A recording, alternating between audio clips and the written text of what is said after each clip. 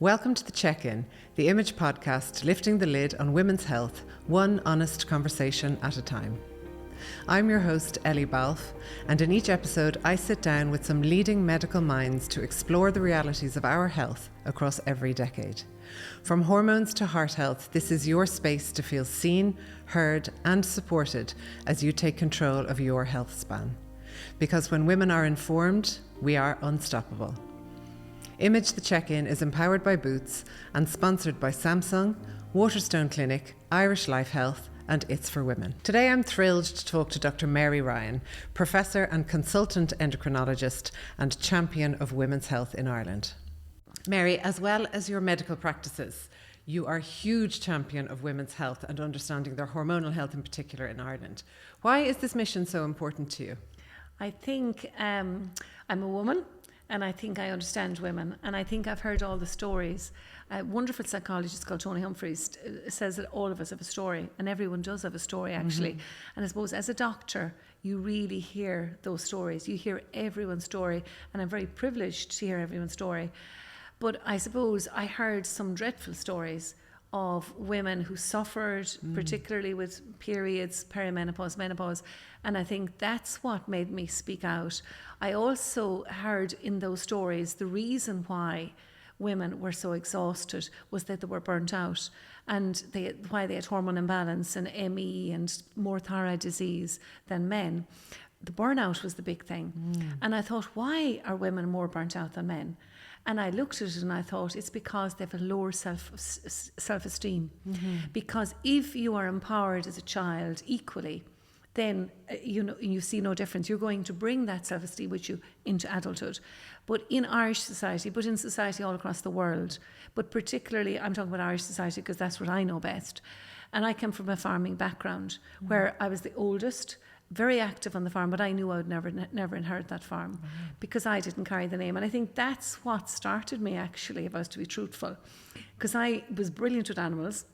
And I sort of said, gosh, no matter how well I do and how hard I work, and I worked hard on it because my father's job as well, and so did my mother, she was teaching, I knew I would never inherit it. And I thought, you know what, already I was second fiddle to my brother, and I think that hit home a little bit as a young child.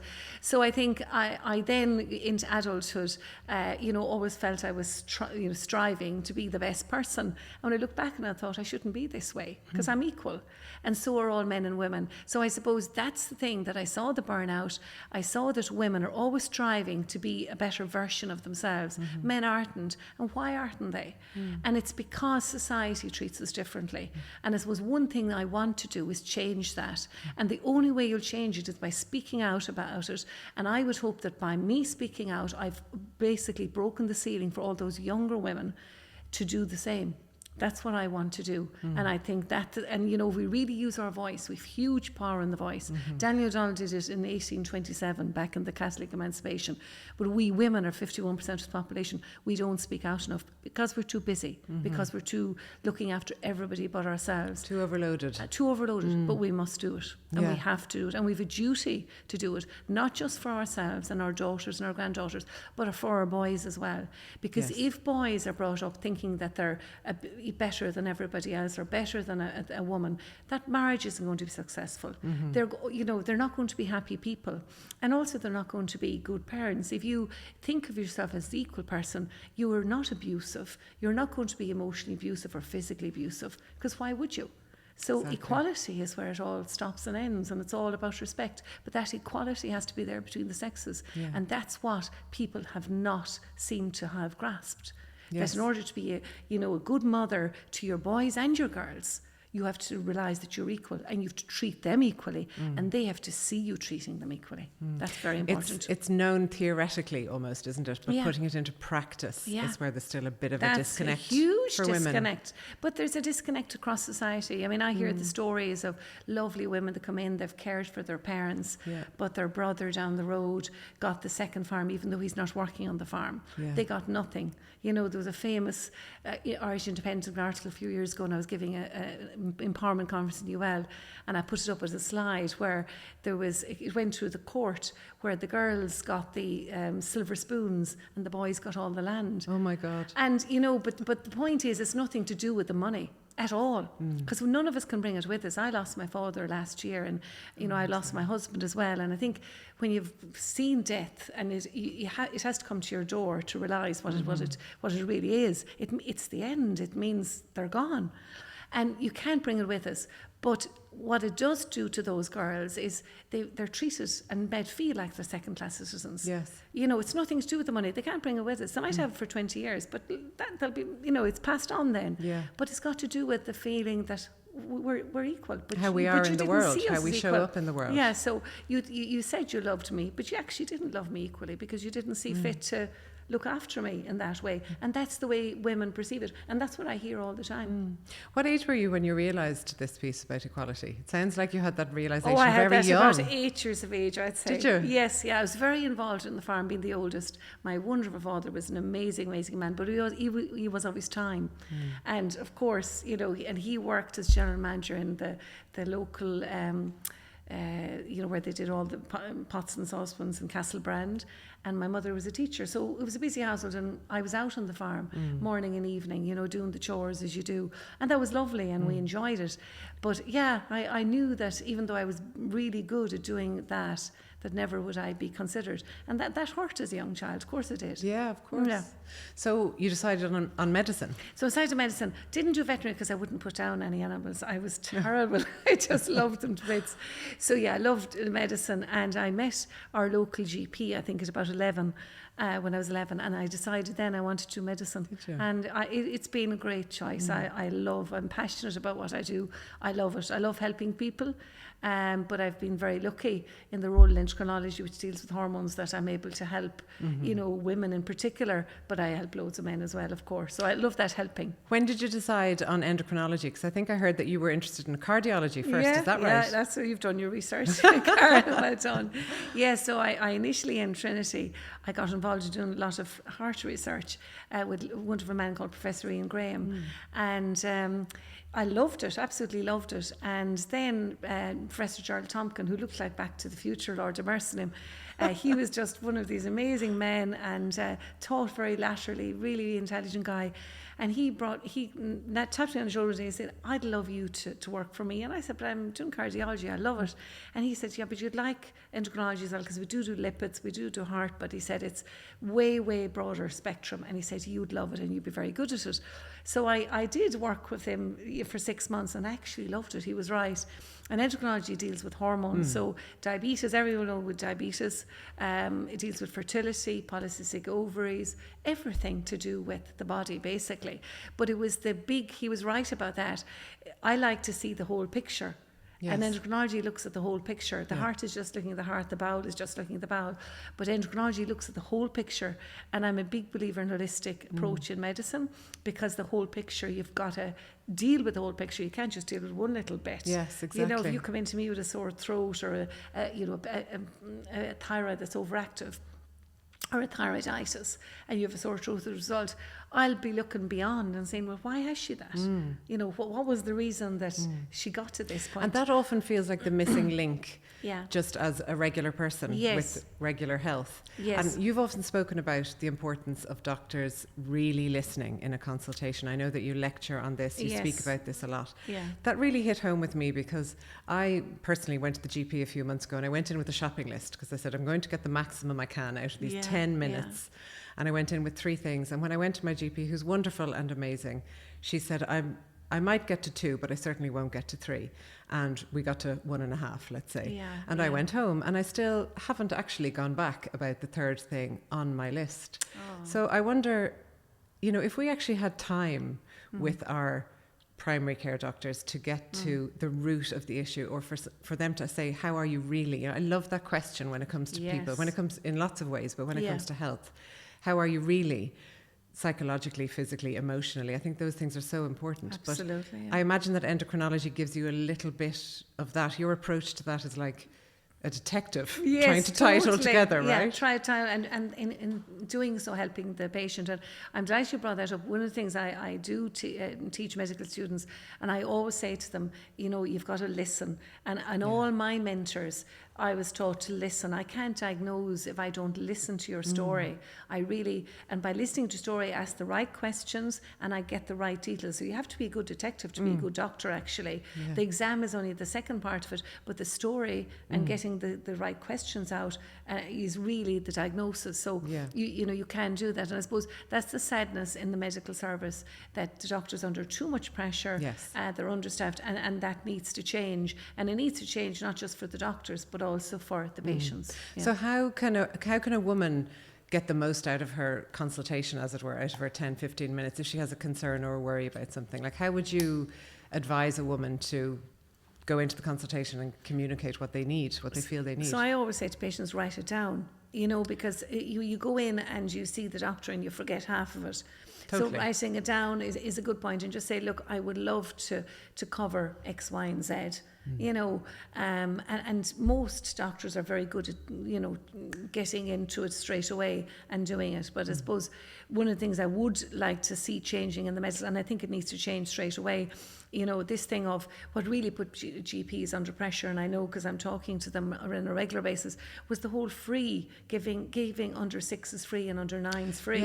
Because people are now going in, taking up slots that they don't need. Because if a child has a sore throat, use the traditional medicine. If they don't work, then by all means go to the doctor. But giving everybody everything free, I don't think has been a good thing, because it's taken up valuable slots for older people and people that are genuinely sick, but also it's taking away the time the doctor said, and that's a cherished practice by doctors, where they can, with the time they can see that maybe it isn't just a sore throat, maybe there's something else going on, and we can tap into that. And they're a trusted person they might be the only trusted person that woman or man has to talk to, and they need time to give that. So they're losing that trust with this rushing. So I think we need to relook at that, and that mightn't be a popular thing to say, but we have to be honest with ourselves and be able to say, well, honestly, if you look at the bigger scheme of things, this is fair for all of the population. And if you've your medical card, well, that's free, but given free to every under 9, 6 who can well afford to pay for it coming in is taken from all the other people. So let's just say what's maybe not politically popular, but in actual fact for everybody, it would be the right thing to do. Yeah, that's really interesting, isn't it? Yeah, I think so, and it needs to be done. And so what would you say, Mary, are the pillars of health, of hormonal health, really? So the pillars of hormonal health are, the pituitary gland is the one, and it was funny when I was doing a tapping session, she tapped on the pituitary, and I'll talk about that in later. But the pituitary gland is the hormone control centre that sits on the top of our nose. That controls all your hormones. So we're all skeletons covered in muscle, and the hormones come down like a branch of a tree to every single muscle in the body. We forget that we have, under the skin on the face is muscles, and that's why people, as women in particular, if we get overtired, pituitary gland gets overtired, we get migraines, we get headaches. That's the source of it.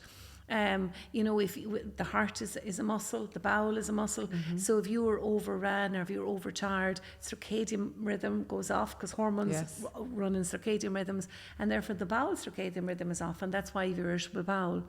And the same, if you're overtired, hormones are needed to go into, help the muscle to go into deep muscle relaxation. You can't do that. So therefore you toss and you turn, or your legs might be restless. And of course, it's always the feet gets restless, because remember, they're so much further from the hormone control centre. So hormones control everything. And I think what we need to realise as men and women is we have a huge part to play in that.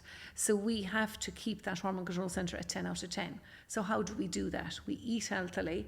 I'm a big believer in healthy organic eating, come the farm background probably. I'm a big believer in ordinary butter used sparingly. I'm a big believer in not using too much sugar, so much so that when we all shop once a week, I will not put anything to do with sugar in my diet. Now that's because I deal with diabetes every day of the week. I've seen what high sugar does, how it can cause the black toes if it's not well regulated. So, but also I know that excess sugar, which is rampant at the moment, causes inflammation. So I myself only have a very small treat once a week, and I have great energy. It could be that I also value my sleep. Sleep is so important. So we've got to recharge the hormone control center just like you recharge the phone, just like you recharge the computer. So it's to keep yourself 10 out of 10, eat very healthy, good organic food, 3 good healthy meals a day, 2 healthy snacks, plenty of water, 2 litres of water. Get your exercise in where you can. So if you're overtired, as a lot of people are, there's no point doing 5K if your pituitary gland is exhausted. Yes. That's when you rest on the sideline like an injured player.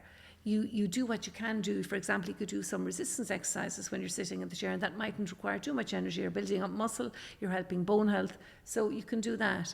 Or you could do it for stretches. But you can get back to doing your vigorous 30 minutes a day, 5 days a week, when you're back at 10 out of 10. So it's about being sensible and listening to your body and do what your body tells you to do. So I think good healthy eating, resting, pacing, and coping with stress. It's very important. We all have stress. And learning to tell the difference. There's a lot to really understand how you are feeling or what you're reacting to. Yeah. In your book, which I love, It's Probably Your Hormones, you say this: a holistic approach is key when we are examining hormonal imbalance. If we truly love ourselves, we must understand our hormonal vortex, look after it, respect it, and nourish it. So I think that's such a rich sentence. There's so much in that. And before we get to the loving ourselves and knowing ourselves, what exactly is our hormonal vortex? So it's just all the hormones. So basically, hormones control everything. So in that pituitary gland, we have a whole lot of hormones. FSH, LH control the eggs. You've growth hormone. You've got the hormones that control the adrenal glands and the cortisol glands. You've hormones that control digestion. You've hormones that control whether we feel angry, feel sad. So hormones control absolutely everything. So that's really what I meant about the hormonal They are the ultimate influencers. Yes, we are. We so are. It's about, like, if you take deep breaths, I love the way people are, doing meditation, yoga now to relax, because we are in such a stressed society. We're all so busy. But even just taking a big breath slows down the vagus nerve, which runs behind heart, that slows down the heart rate, slows down the breathing, slows down the adrenaline, slows down the cortisol. That's so easy to do. You can do that while you're talking. I'm a singer, and I was always taught to deep breathe by the wonderful Dr. Veronica Dunn.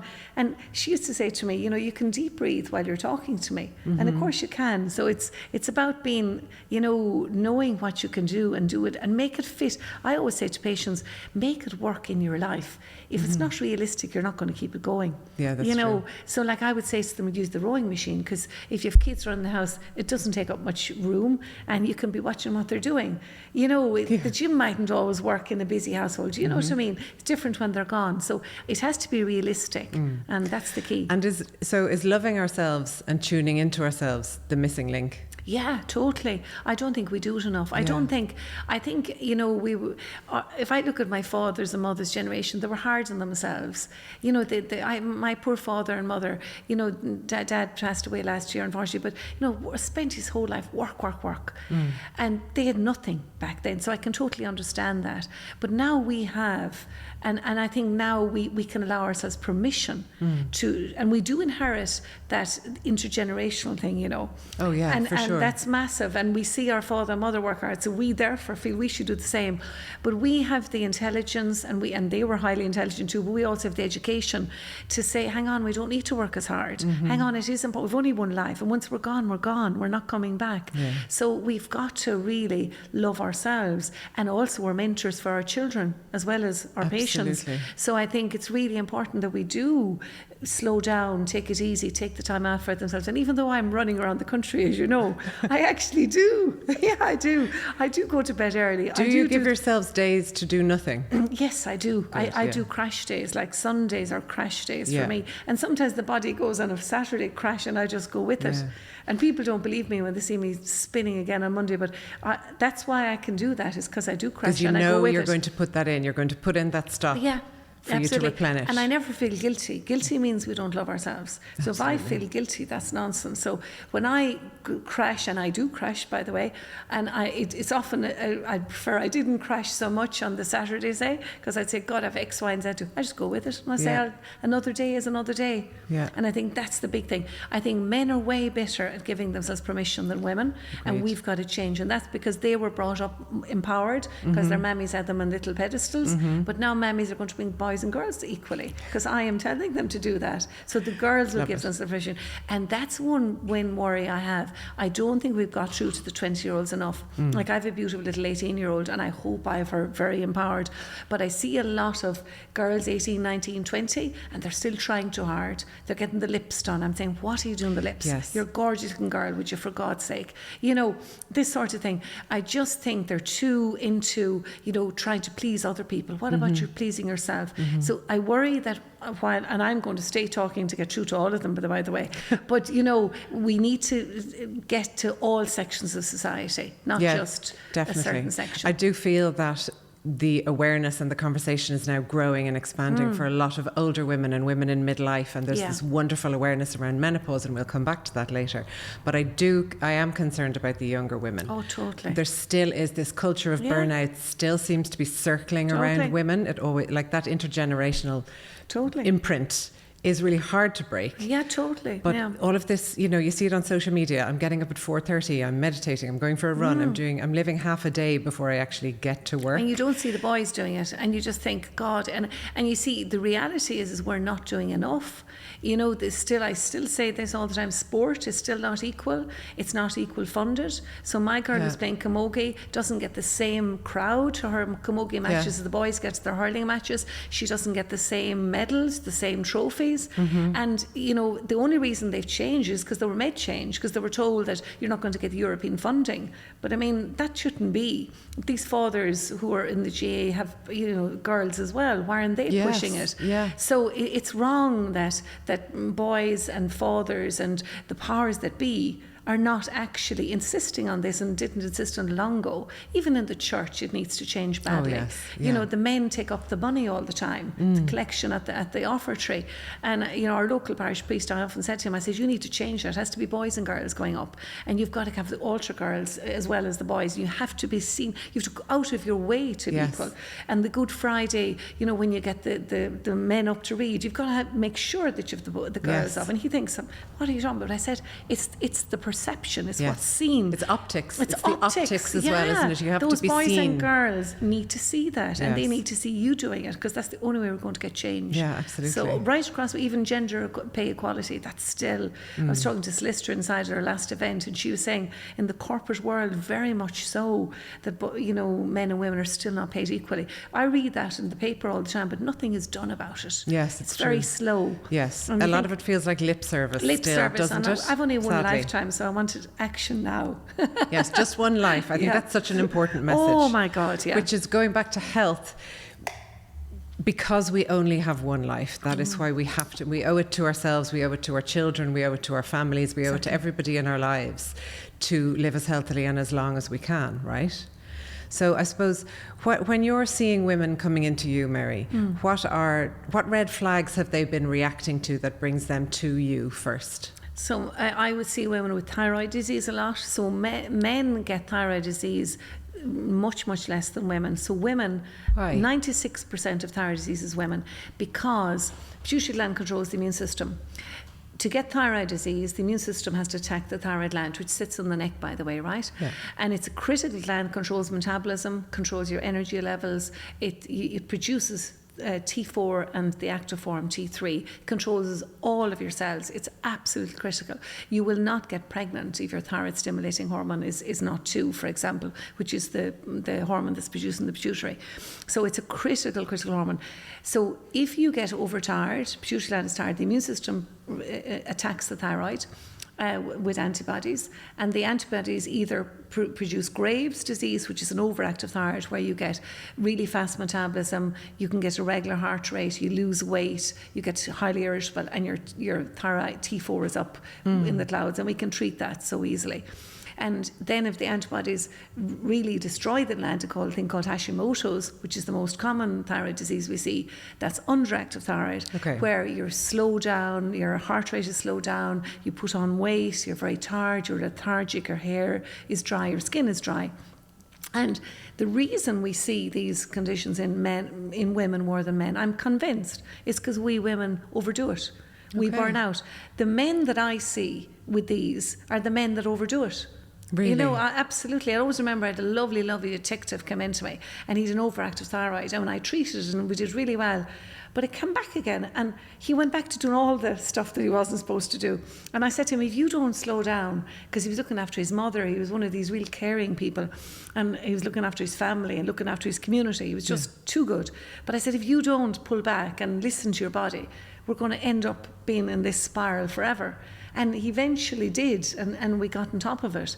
But in the same way, that's the big thing that I see that really means that we're not where we need to be with that equality.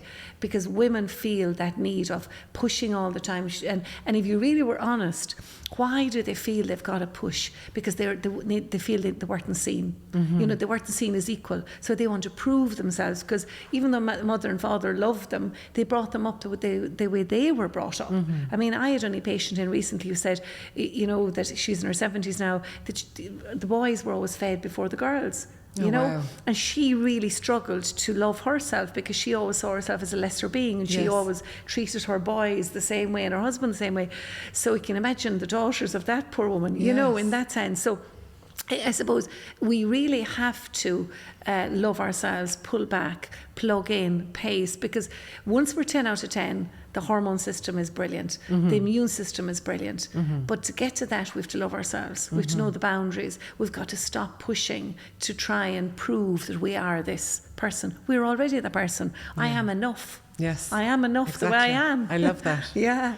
So if we are burning out as women, so if we're doing all the things that we all are doing, we're working, we're caring, we're raising children, we're caring for sick parents, we're thinking about absolutely everybody in our orbit. Yeah. And I do it myself. I know I do it myself. I actually spend time mindfully thinking about everybody in my life, going, are they okay? What do they need? You know, do I need to buy new shoes for my daughter? Do I need to do this? But I think about them on this hugely holistic level, and I don't think men do that, but no, I'm sure some do. But if we are burning out as women, that's leading to thyroid disease. Absolutely. And that's leading to ill health, and that is inflammation, so it directly cancer, impacts. Totally. Burnout, post-viral syndrome, ME. We see way more women with that than men.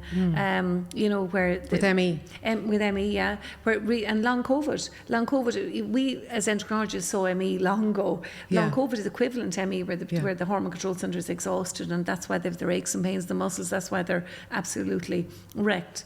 But with getting, and this is where it's so important, if I can get a patient that comes into me with long COVID or post-viral or ME to understand why they are where they are, then they will make the changes, and with medical help and doing the lifestyle change, I'll get them back to 100%. Really, can you? Yes, absolutely. But that's where the holistic approach comes in. They've got to understand why they got there in the first place, because if they don't change, you know, and I always say to patients, they always say, oh, but it's hard to change. I said, an alcoholic can change if they accept they have a problem. Therefore, we can change. And that's the reality. Yeah. Okay? So once we appreciate that, hang on, absolutely acceptance. And the one thing I always say to women in particular, and because women have this thing, and we've brought it in from the generations where we feel prove we're super mums. No one told us to do that. It's almost like it's in there, right? But thank God men have really improved, and the fathers now are so much of, but still women don't ask enough. They still would always say to me, we're the ones that see what needs to be done. He doesn't need to see what's done. Yes. And we're nagging him. And I said, don't nag him, because that's what he wants you to do. Just say, darling, it's communication is key. Darling, I would like you to do that. It's the art of communication, how we ask them is so important. Yes. Darling, I would like you to that. Coming from the I place is very powerful. Then you don't nag. And there's no fighting then, you see. I know, and you're not criticising anyone there. Yeah, and do your little rota that I did with my children. Yeah, I always have done, and they're brilliant. But the rota empowers them. Doing everything for children doesn't empower them going out into the world. Whereas getting them to do all the chores so that you and your husband can sit down and relax after dinner, they can do everything. Everything. It empowers them. It uses up all the extra energy that they have compared to us. Absolutely. And it makes them less selfish and less indulgent, and why not? Absolutely, I love it. Yeah. Actually, speaking of children, so speaking of mothers to daughters in terms of hormone health as well. So I have two daughters at home, both in puberty. I am in perimenopause, so it's a lot. And you're looking very well for it. A lot going on in my house. Thank you. But how can we watch out? I feel, quite in tune with what's happening in the stage of life that I'm at, and again through the increased menopause awareness that's happened over recent years. But how can we watch out for our teens? How can we watch out for young women when they're starting their periods? What should we be looking at? Because we need to watch out for them from this early stage, Absolutely. right? Well, I've brought a book out, it's Proper Your Hormones. I have a new book coming out in spring, Great. which is all about this. So I'm looking forward to that. Yeah, absolutely. And one of the reasons I'm bringing this out is I felt it wasn't enough taught about it, and I'm big into teaching that younger generation, because that's what it's all about, empowering everyone more about their health. So periods we need to talk about. We need to know what's normal and what's abnormal. So normal period is 3 to 4 days.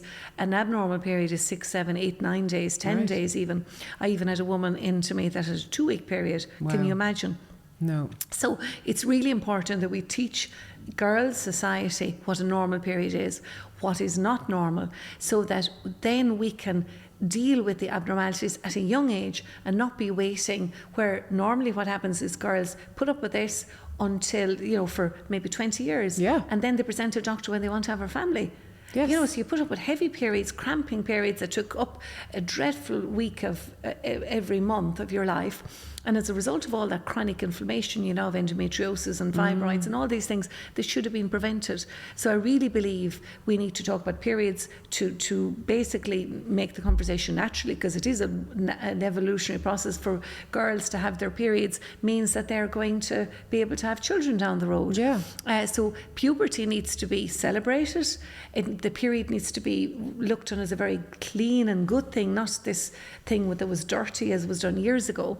And it's great that we're talking about period towels and sanitary towels and all that in the open, and doing it respectfully, which is very important. It's all about respect, but also teaching boys and girls what's normal. Many days it should only be a light cramp, not this disabling cramp where you're bent over backwards, because if that's the case, then there's inflammation causes disease. This is most likely the cause of endometriosis.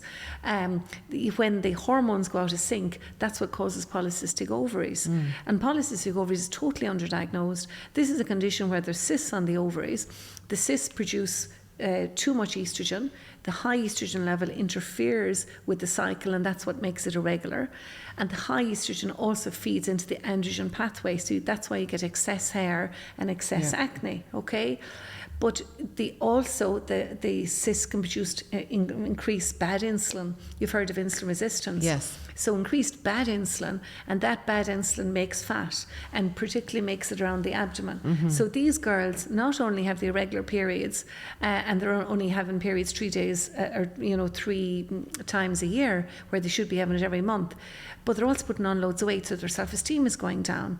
So this is something that should be treated at a young age. Don't be leaving them. And can this be starting from very early teens, from like the first periods? I would have patients who might have started a normal period maybe for a year, and suddenly the cycle went off. Right. And then they develop polycystic ovaries. But I'm picking them up now at 28, when I should have seen them when they were 15. Yes. Because you could have spared them all the suffering. And what could be done for them? So there's treatment there's diet treatment, there's medication for polycystic ovaries, and it's totally successful. And you can bring them back to normal weight, and they can live a lovely, healthy life and fully fertile. And that's the way we need to. So I think it's more education. And even, the whole hormonal acne that every girl gets and every boy gets. Yeah. But that's so, knowing what the foods are, being well rested, well nourished. Because remember, if your hormonal system is well nourished, it works well. If, however, you're eating foods very high in sugar, very processed, that drives the hormones mad.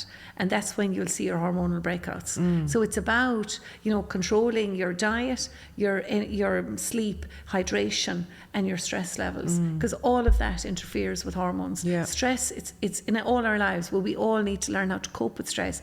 We need to teach our young kids how to cope with stress. What better way of doing it than getting them to the rota, helping out, really. Yeah, true. And when they get super stressed, say, well, I'm here to listen to what you think we could do, and letting them work it out how they could do it best for themselves. Yeah. And then we'll tell them all about and involving them, because their involvement is important, and then that sets the very message you're trying to get across. That's what gives them self-control and gives them confidence and gives them empowerment. Yeah. And so in their health then, so going back to the teens and young girls that might be irregular or painful and all of these things with their periods, basically we need to just get to them sooner. So if teenage girls are having any of these symptoms, if they came to you, we could be getting rid of the things that could be ahead Absolutely. of them. Any endocrinologist, any gynecologist, it's really important, or their GP as well, to get to it in time, not to be letting it, go on for too long, because that's when the damage is done. Yeah. And I think that's what we need to do. For years, girls were just told, go home. It wasn't even spoken about. Yeah. And they, lay in a hot water bottle or whatever. And that understanding and that research wasn't done. No. It's only recently the research has been done. So I think that's the reason why. And it's the same thing with menopause. It's only now the research is being done. Yes. So we were forgotten about, but look, that was our fault too. We didn't speak up enough. Women didn't speak up enough. They didn't realise how equal they were. They didn't realise that they were exactly equal to men. And there was a bit of shame, wasn't there, or embarrassment? There was, brought on by the church, unfortunately, which thankfully they've put their hands up to and said no, that wasn't right. I mean, I heard the stories of the women, that were churched. That was awful. Oh. I mean, bringing a miracle into the world and having to be churched and being spoken about as unclean. Yeah. Oh, how awful. No, how just awful. dreadful. What a terrible legacy. Terrible legacy. And I actually, and by the way, I was taught by some lovely nuns, and I think priests and nuns do great things. I know there's been abuse as well, but like every man and woman, there's good and bad. But I was very privileged to be taught up by lovely nuns who were very good to me. And I've good faith as well, so I'm not in a knocking game, but I'm just saying the church in general did not treat women well, and I do hope that they're listening and that they're going to the Vatican in particular, and that they're going to make big changes. This episode of Image the Check-In is empowered by Boots.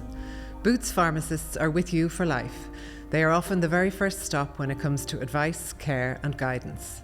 For all facets of women's health at every age and every stage, Boots is here to help you feel informed, supported and empowered every step of the way. We are proud to partner with them to bring you the knowledge you need to future-proof your health. So Mary, in terms of fertility, do you have a lot of people coming to you with fertility issues, and how can we help? Yeah, so the fertility, the most important thing is that you are well rested. If you're well rested, your pituitary gland is functioning, you have regular cycles, hopefully, then you're ovulating. So in order to get pregnant, you have to be ovulating. Mm-hmm. If you're overtired, your body might not ovulate. We get what we call anovulatory cycles. That's number one. Number two is that if you're overtired as well, you might just be low in progesterone, okay? And that's another factor, okay? So it's really important that you are well energized, that you're healthy, you're feeling 10 out of 10, so that your estrogen and progesterone levels are normal, but particularly you have to be ovulating. Second thing is that if you're overstressed, your prolactin is up. Prolactin is a hormone we produce in our pituitary that will inhibit ovulation. So if you're overstressed, you're going to inhibit ovulation. We don't want that, right?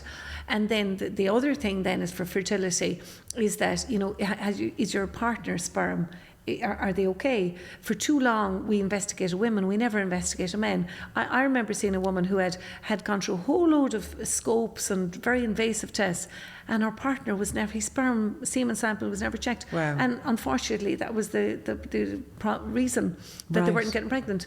Yeah, and we did get them pregnant, thankfully, but that was the reason. It would have been so much easier just to do a semen sample. So along with doing her bloods, which would be the LH, which is luteinizing hormone, the follicular stimulating hormone, which these are the follicular stimulating hormone is the one that pushes the eggs and develops eggs in the ovaries. The luteinizing hormone is the one that causes ovulation.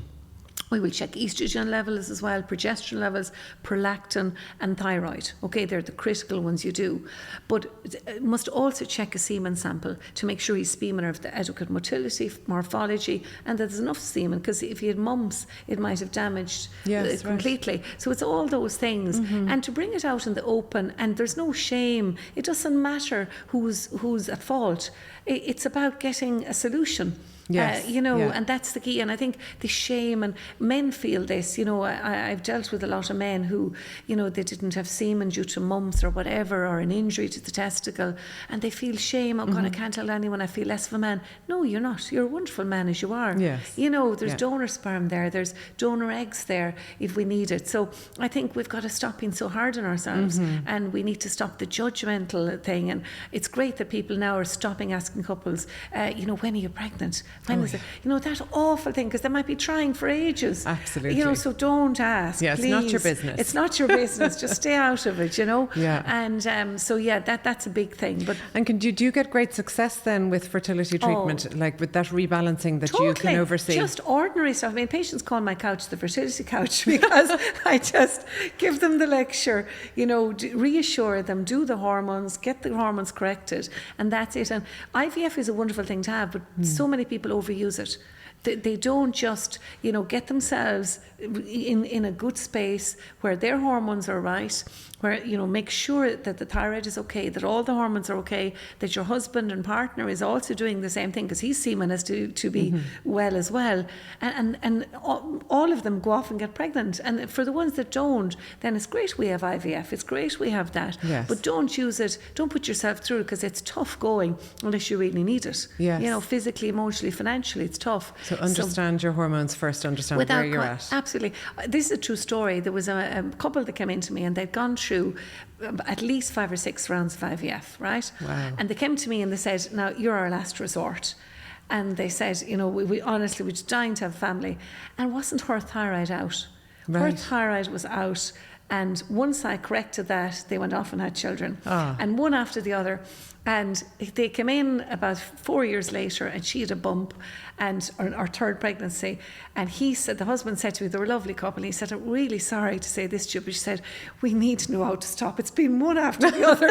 We're absolutely exhausted. We're not able for this. Because remember, they'd gone through a lot of IVF, so they were in their late 30s, early 40s. And we're not able for this.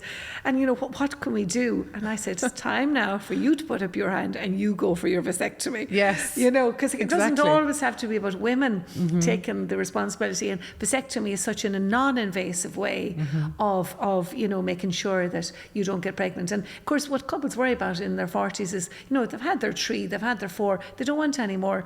Women don't want to go on hormones unless they really need to. And men should be putting up their hand and encouraged to put up their hand and have vasectomy, which still makes it the very same for them. But none of the couple are worrying that they're going to get pregnant, or so they can enjoy their intimacy. Yeah, absolutely. And not be worried. So I think you shouldn't be anybody's last resort. You should be their first resort. Now you said particularly in terms of fertility. Yes, exactly. And Mary, what other tests, like when somebody comes to you, what tests do you run? Is it possible to check every hormone? Yeah, so it all depends on the story. So for example, if you're dealing with an Addison's patient where they don't produce enough cortisol, we will check cortisol, and we can check out the pituitary gland to make sure that cortisol is not being produced.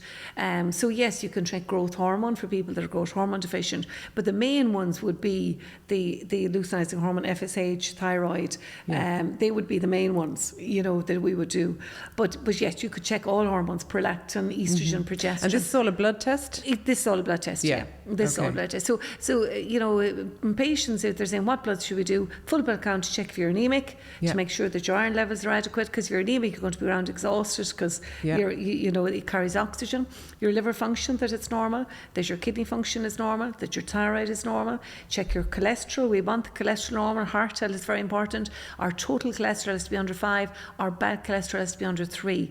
If our bad cholesterol is above that, we line the arteries with plaque, not just to the heart but also to the brain. And this is what causes brain atrophy down the road and can lead to dementia down the road. Yes. We don't want that. So it's all about prevention. And all about, caring for the organs. So healthy eating first. If it's still high, then you may need a statin, and there's loads of other drugs as well that we can use, like ezetimibe, and very natural one called rice yeast extract, which you can try. And if that doesn't work, then you will need your statin. Would you have to be on those for life, Mary? Or? Yes, you would. So if it's a genetic thing where in women we'll inherit that genetic defect after menopause when estrogen drops. In men, it can come in much earlier in their early 30s. But if you have that, your cholesterol will just keep going up and up and up and line those arteries, and you'll get blocked arteries, heart attack in your 50s if you don't. So it's all about prevention. And if you don't get the heart attack, you're going to get the stroke or the brain atrophy and cause dementia down the road, and none of us want that. So it's about keeping that brain healthy. That's really important. The other things then to check are thyroid. In men, PSA, very important to prevent prostate cancer. The ovarian cancer marker in women, CA125, very important. And yes, as we said, then we do the hormones that we need. But the big ones would be for women, would be the LH, FSH, estradiol, progesterone. For women, we would do day 3 and day 21 to check to see the progesterone rise so that we could see if she ovulated. Right, That'd okay. be key. A lot of women don't have enough progesterone, which is one of the reasons for miscarriage. So it's very easy to sort that out. The other reason for very heavy periods might be lacking in progesterone. So young girls, we can replace progesterone just for a short time, resync, get things right. Perimenopause, because the eggs are reducing, there's less progesterone, and that can be the reason for the heavy periods and the spotting and the irregular periods. Yes. Okay, because that FSH is going up, the eggs are becoming depleted, and that's often a reason for that. Again, that can be corrected, and then obviously menopause is when periods stop completely. So it's all about understanding what happens and understanding what to do, and it can also, very easily be a very natural treatment, like just replacing progesterone for a few short months, and in young girls, for example. And then they don't always have to go to the pill as a treatment. Yes, which is good, because you don't want people on the pill for too long. Absolutely. Maybe during their 20s, right? Exactly. So just treating them with a little bit of progesterone can often do it and get everything in sync. It's amazing to hear that actually it's tweaking almost, and it could be a little short tweak rather than something very dramatic and long term. And isn't it lovely for that young girl that, when she's her periods and they're only 3 days long and she's not in pain and, she's feeling on top of the world, as opposed to going around cramping and bent over. Should periods be painless? Or is it normal to have a bit of pain? A little bit of pain, but not anything that, if it's absolutely excruciating pain where you're bent over backwards, coming down your legs, out your back, that's excessive, and that's inflammation, and that's going to cause problems. Yeah. So I think, and that again, we need more research in that, because none of that has been researched enough. I seriously believe that that's the cause of all endometriosis. Is that inflammation? And pain is a sign of inflammation. It always was. Yes. The Latin name for pain. Yes.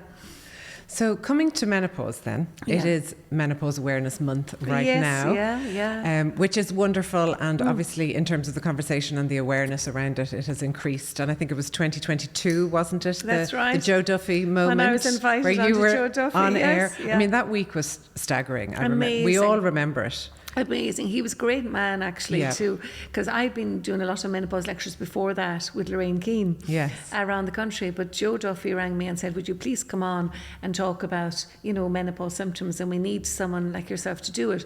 And I then went on and told him about the creepy crawly sensation. I said, it's not just the flushing and the sweating. Some women get that creepy crawly sensation on the skin. And the reason is because the hormone clones are exhausted. So the hormone, because the FSH level is going up, eggs are depleted, and therefore the hormones are down at that nerve junction, and it's whatever nerve is depleted, that's where you'll get your sort of creepy crawly sensation. Might be the feet, could be their arms, could be the face. And the phone lines got jammed about all these women that said, we were fobbed off for years, we were told that was rubbish, and that was in our heads, and they were making it up, and they felt heard, and that was the lovely thing. I think it was one of the greatest acts of service. It was brilliant. That a broadcaster could do for women in Ireland. Yes. He was fantastic. Truly was. And I was worried about coming on, and he said, don't worry, I've come from a house of women, you'll be fine. He was so nice. And I even came on to his, in his final show. Oh yes, and, recently. He rang me to say, will you please come up to RT for the final show? And I said, of course. I've been on many times on his show talking about endometriosis and everything, because anytime he rang, I made time, because I said, well, you did that great deed for us, I've got to make time for you. So he's ringing and say, would you mind talking about breast reduction and the medical side of it, or would you talk about endometriosis? And I said, I'll make time for you, yes. But I actually made time to come up and come to that last RT thing, because I thought what he did was incredible for women. It really, he gave really us that voice, and that was the key thing. And when women came into me and said, my husband was saying, did you hear about the menopause? And he's talking about that, and she said, but you were menopause for years and you never asked me. But you never said. That's the problem, right? That's the problem. We never said. We never said. So as women, we just need to realise we're equal, and if you have a problem, say it. And we're not moans, and exactly. we're entitled to talk. And I think it was at that time it was 22, I think, when the conversation increased and people started researching. And it was around that time that I personally knew I was in perimenopause, so I started researching that there's upwards of 37 symptoms of perimenopause. Is that correct, Mary? I know there are. I mean, walk us through it briefly, like what's actually happening in perimenopause and what might we notice first? I know for me it was brain fog. But what's the most common symptoms? So eggs are becoming depleted, usually from 45 to 50. So your FSH hormone that drives the egg production is going up in your pituitary. So your pituitary gland that controls everything is being whacked by that. So remember, that's controlling all the hormones at every nervous junction. So that's why you get the aches and pains, right? That's why you don't feel you're sleeping as well. Lack of sleep is a big one.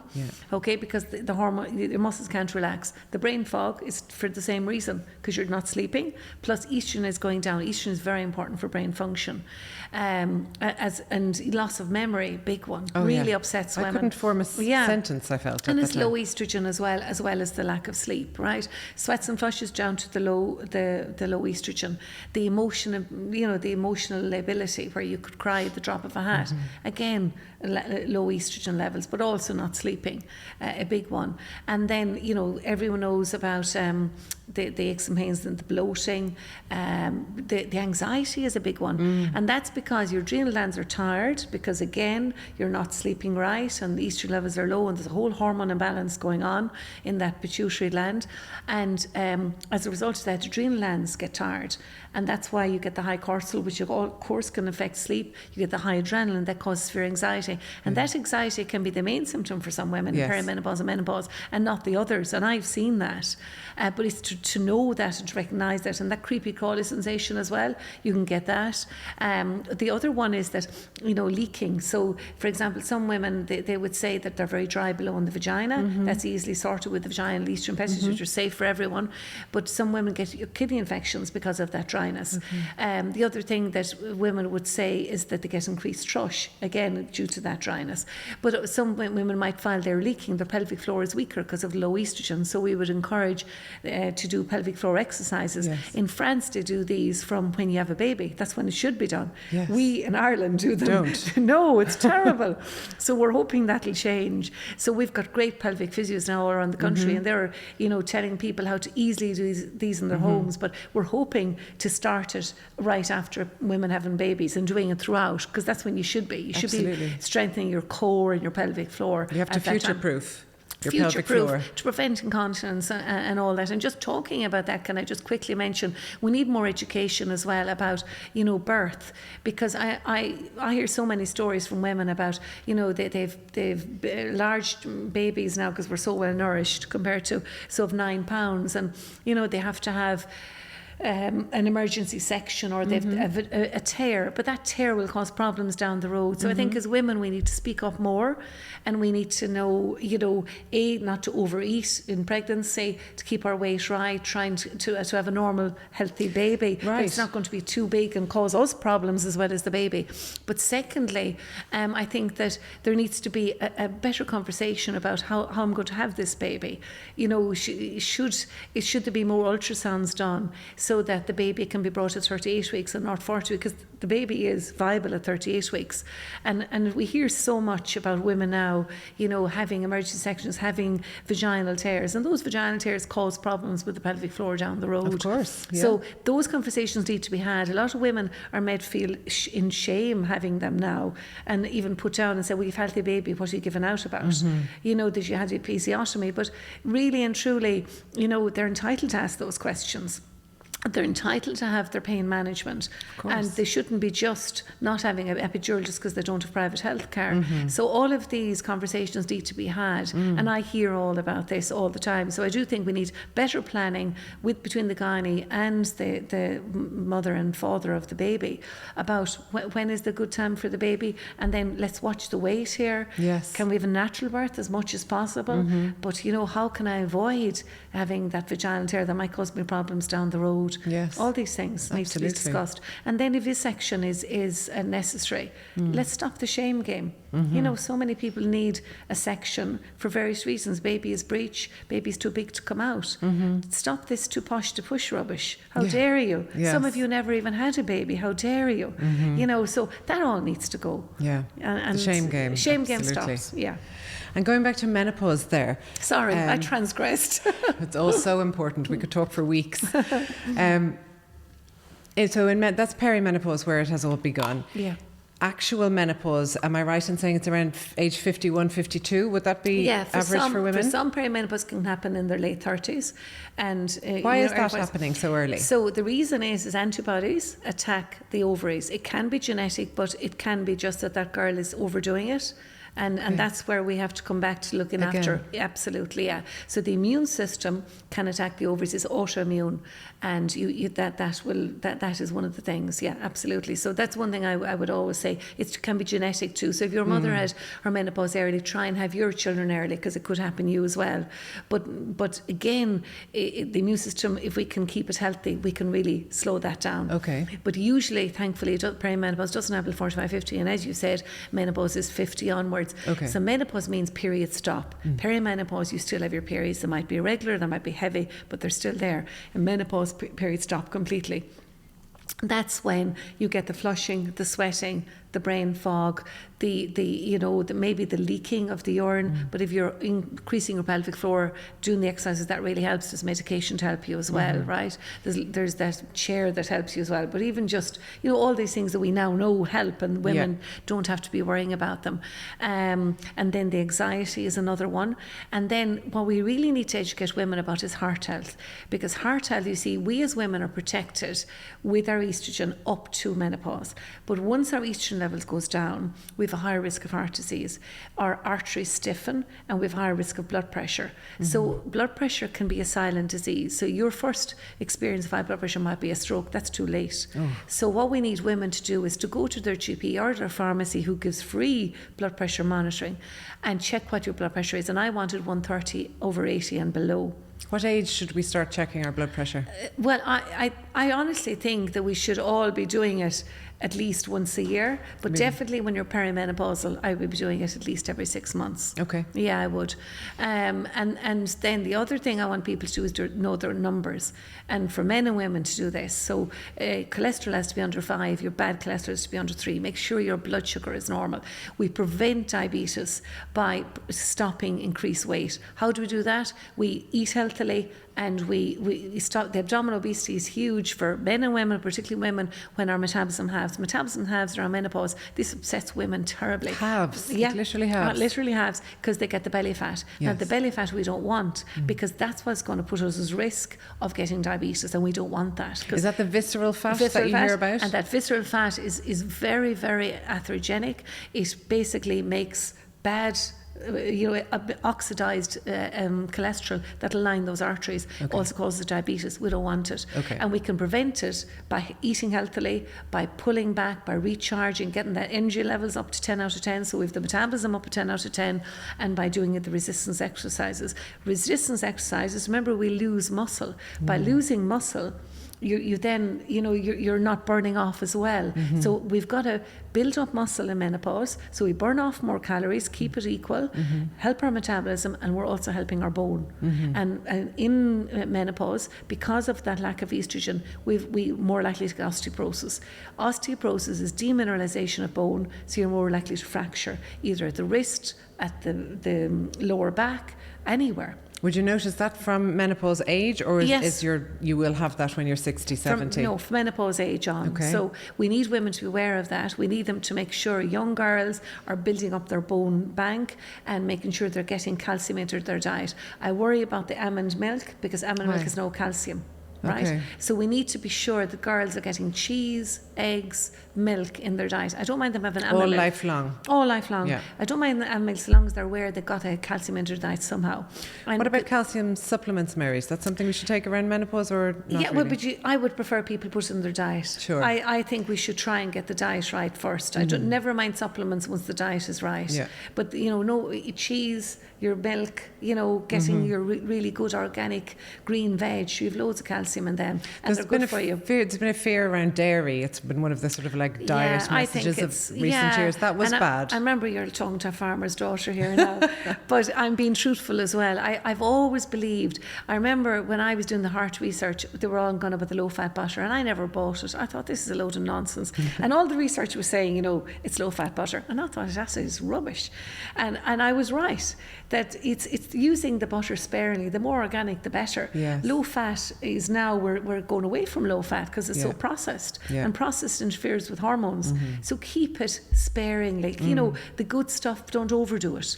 So it's good, ordinary, healthy eating. And ultra processed foods, they're the worst thing we can do, right? They're the worst of all, absolutely. So none of us should avoid them at all possible. Of course, we're allowed our treats once a week. It's all about moderation. We live life once. But in my own situation, I just, as I said to you earlier, I eat 3 healthy meals a day, 2 healthy snacks. I don't eat after 7, bar I go out one night a week, because your metabolism is fastest from 7 to 7, and after 7 it slows down. So we shouldn't eat after 7 if we can. And then, of course, I have a treat once a week. But I don't bring it into the house. And I say this to all my patients. If it's not there to tempt me. This is me loving myself. And this is where all of us need to do this. But if you bring it into the trolley, it's there, okay? And this thing of bringing it in for fear the neighbour comes up the road, that's nonsense. They hardly visit anymore anyway. But if they do, give them a cup of tea and a cut of brown bread, And I'm a big believer of making your own brown bread. It's so easy to make. All our mothers made it. It's so easy. You don't have to knead it. Mary Berry made that very easy. She said, make it wet, fire it into the tin, and there you go. And it's lovely. So I just think they're the things that, and the other thing in menopause, vaginal estrogen, very important that we use that, because women do get very dry. So it stops the infection, stops the UTIs, but also helps intimacy. And it's lovely that when you no longer have to worry about getting pregnant. Yes. You want that to work. In terms of vaginal estrogen, every woman can take that, is that right? Every woman can take that. Okay. Absolutely. With regard to HRT, almost every woman can take that, bar where there's a very strong family history of breast cancer. Yes. If, however, you're tested genetically, which we do, and you don't carry the gene, then maybe we could look at it. But there are, with all patients, we always work across. So for example, I had a patient recently who had heart disease, and she needed HRT because she had dreadful sweating and flushing.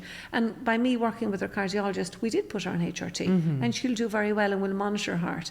So estrogen is protective to the heart. We're told up to 60, and then afterwards we are told by evidence-based medicine that it can increase heart disease. Now that's changing, because there's an awful lot of research ongoing now saying that maybe HRT should be continued beyond that, and we'll be able to say that more when the trials are done. But at the moment, evidence-based medicine, which we doctors have to go off, says that we can give it up to 60, and up to 60 that it is protective for the heart and is protective for bone health as well.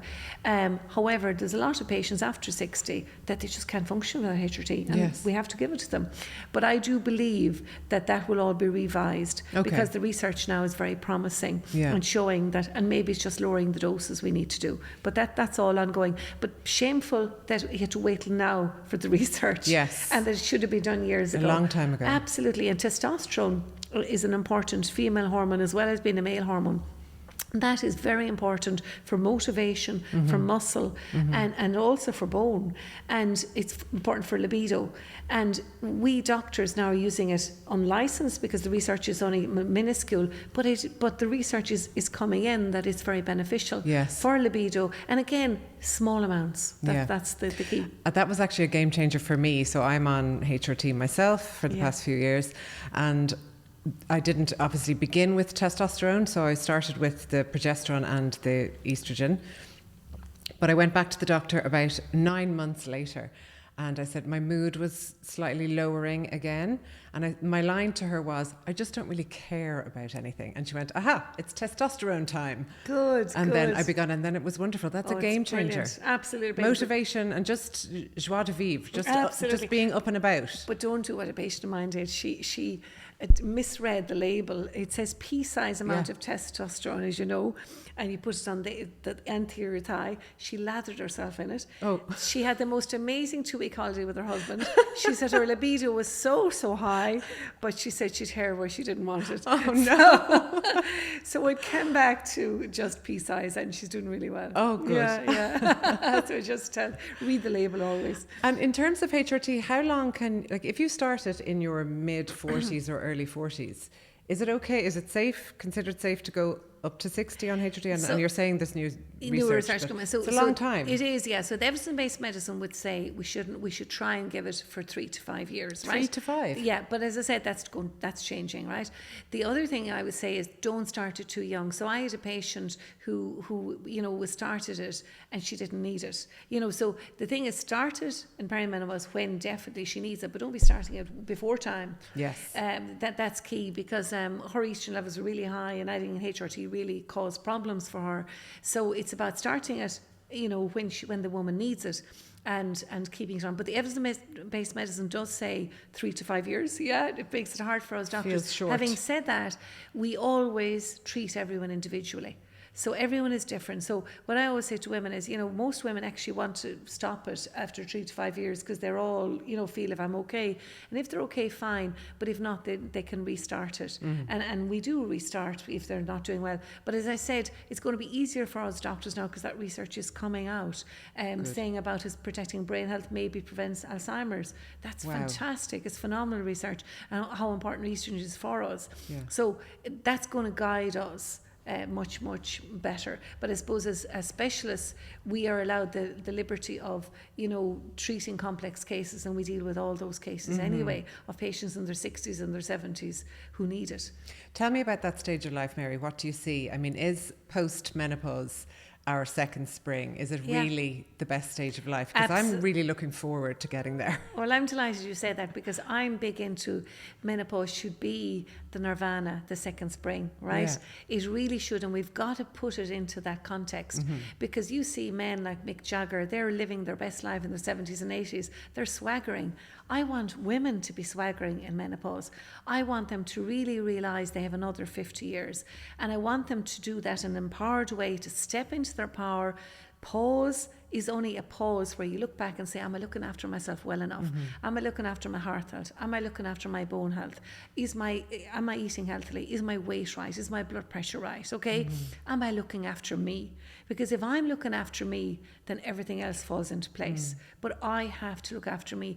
That's what I want. That nirvana, that's for women. And I really see it, that change with the empowerment that's going on now, that we're talking, we've opened the ceiling, women are stepping into that power, they're feeling really embodied and emboldened with it, and they're really thinking they can take on the world, and that's what I want. And I want to bring that to the girls in their teens as well. Yes. I want all that from birth on. I want girls and women to have that. But certainly in menopause, I don't want that negative talk. It should be a positive talk. You don't have to worry about getting pregnant. You have the next 50 years. Yes. You're looking fantastic. You're more in control. Your family are nearly reared. Are they ever reared? But so, and you have time for you, and you have time for your partner, and you have time for planning the future.